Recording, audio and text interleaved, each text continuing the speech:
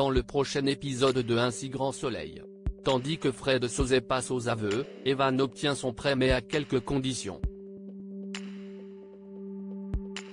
Attention, les paragraphes qui suivent contiennent des spoilers sur l'épisode d'Un si grand soleil diffusé demain soir sur France 2. Si vous ne voulez rien savoir, ne lisez pas ce qui suit. Mercredi 3 mai 2023 dans Un si grand soleil. Fred Sauzet passe aux aveux au commissariat. Le capitaine Léonie prend la déposition d'Ève et Virgile.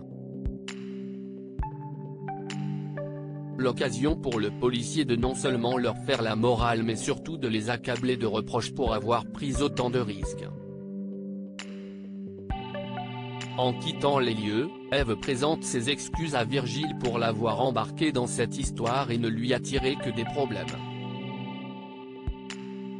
Ce dernier lui rappelle alors qu'elle ne l'a pas forcé et va même jusqu'à dire que si c'était à refaire, il n'hésiterait pas une seconde. Plus tard, Manu interroge Fred Sauzet. S'il affirme avoir simplement voulu faire peur à Ève et Virgile, il jure également n'avoir rien à voir avec la mort d'Aline Delclos.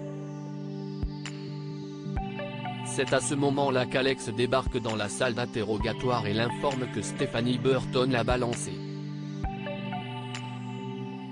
Au pied du mur, Fred passe finalement aux aveux. Après l'accident de Loupiac, Aline a fait faire des analyses de sang sur les taureaux car elle les trouvait trop agressifs. En découvrant que les bêtes avaient été dopées, elle a demandé à Fred de vendre la manade et de trouver un repreneur. En mémoire de son père, elle lui a ensuite accordé un mois pour le faire avant de le balancer à la police. Refusant de se séparer de l'endroit dans lequel il a passé toute sa vie, Fred a décidé de lui mettre la pression et de la faire chanter. Soit elle ne disait rien pour le dopage, soit il envoyait la photo de son infidélité à son mari. Persuadé qu'elle ne prendrait pas le risque d'une séparation, Fred était loin de s'imaginer qu'Aline n'avait pas non plus l'intention de rendre les armes. Comme il savait qu'elle prenait des médicaments, Fred a donc profité qu'elle s'absente quelques minutes aux toilettes pour récupérer ses anxiolytiques dans son sac puis les mettre dans son thé. Par la suite, Aline est tombée dans les pommes. Fred l'a alors transportée jusqu'à la rivière où elle s'est noyée. Pendant ce temps, Virgile rejoint Alix à la galerie et la remercie de lui avoir sauvé la vie. Après qu'elle a déclaré que ce serait dommage qu'il lui arrive quelque chose, Virgile l'embrasse avant qu'ils ne partagent un moment intime. Non loin de là, Janet, Sabine, Becker et Dimitri dînent ensemble au Sauvage. Tandis que l'ambiance est à la bonne humeur, les choses prennent une mauvaise tournure lorsque Dimitri se retrouve seul avec son beau-père. Evan obtient son prêt mais à quelques conditions. Dans la matinée, Evan reçoit un appel de Laetitia qui a une bonne nouvelle à lui annoncer. En effet, la banque a accepté de financer son projet. Fou de joie, le médecin propose de passer à l'agence pour signer les papiers. De son côté, Marc appelle Chloé afin de savoir si elle a eu des idées pour la prochaine chronique judiciaire.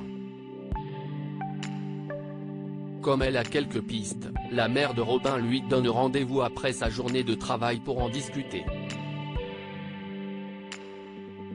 Plus tard, Evan rencontre Laetitia qui précise que la banque va lui prêter 300 000 €. De quoi lui permettre d'avoir un tiers du capital avec Elisabeth Bastide et François Alaumière. Quand il aura trouvé un terrain pour construire sa clinique et établi un projet concret avec un cabinet d'architectes, la banque sera prête à négocier un second prêt avec sa société cette fois. Toutefois, si la banque accepte de le suivre, elle va avoir besoin de garanties.